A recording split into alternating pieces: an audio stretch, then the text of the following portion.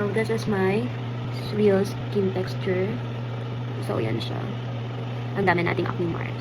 So, today we're going to do the no makeup look using these products. So, sunscreen lang tayo, tinted sunscreen.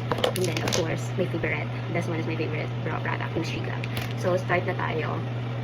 So, since yun lang yung mga product na gagamitin natin is, unahin na natin tong ating fair skin tinted sunscreen. So, lagay lang tayo sa ating mga face. So, maganda to kasi super blendable niya lang and hindi siya nag-iiwan ng white. Kahit madami pa yung lagay mo. Lagay pa tayo dito sa tuktok. Ganyan yung lapat sa skin ko. Ito.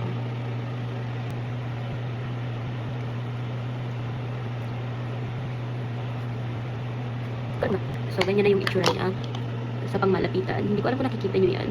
So, ayan. And then, yung glam natin dito, yung product sa brows. Kasi apply na natin tong Shea Glam.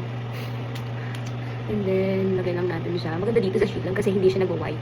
Hindi katulad nung mga yung mamahala na brow laminating brow gel. Hindi ko na i-mention yung name. Basta pareho yung dalawang mahal na yon.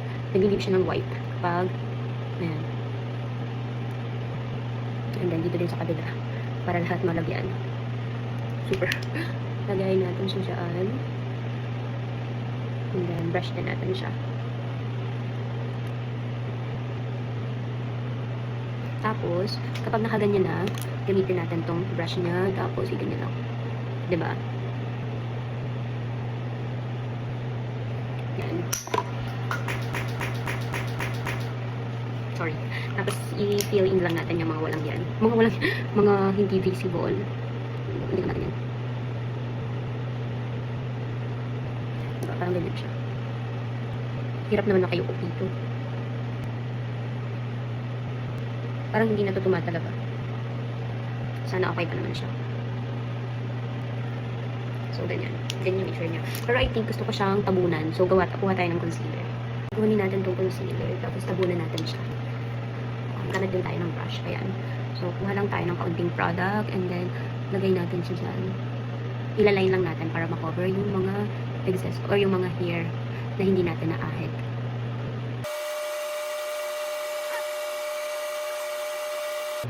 So, lagyan natin siya ng ganyan. Tapos, sa kabila naman,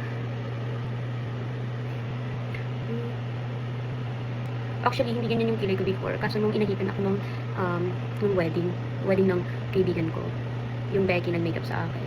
Sobrang taas ng pag-ahit niya. Naiyak pa ako nun. Sabi ko, di naman kasi nagtanong kung babawasan niya. Bigla niya na lang binawasan. So, hindi na ako nakapag-react. So, lagyan lang natin dito. I-blend lang natin siya ng maayos. Okay na to? Bakit na? Ewan ko ano. Gusto ko ako. Basta ko yan. Yan lang natin. Okay, after nyan is, maglalagay tayo na tong, basta yun na yan, blush. Lagay tayo dyan, tapos dito rin kaunti. Tapos, i-blend natin. Lagay natin din dyan. Diba? Parang abugbog aber na. Sobrang itim ng under eye ko, siguro lagyan natin ng concealer. Okay, lagyan natin kasi sobrang dilim niya. Pwede siguro dahil lang sa aking tawag dyan, ilaw. So, yan. Tingnan yung itsura niya. And then, lagay tayo nitong ito. I-fill in lang natin dyan sa mga gap. Wala natin shot. Wala tayo. Wala na. Wala na sumpa na. Anyways, bahala na. And then, lagay tayo na ito. Una natin yung i-ano kasi wala naman akong tinago ko na siya. So, hindi na talaga siya.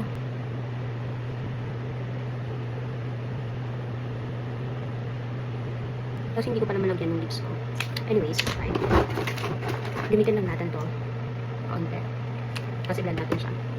And then, after,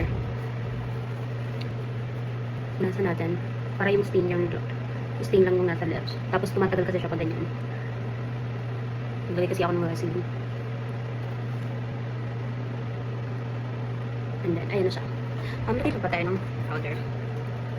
Try natin. Wala akong dry na ano. Ayan. Sandali. So, wala tayong dry na, basta yun.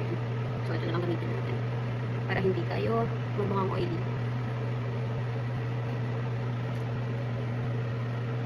Ayan.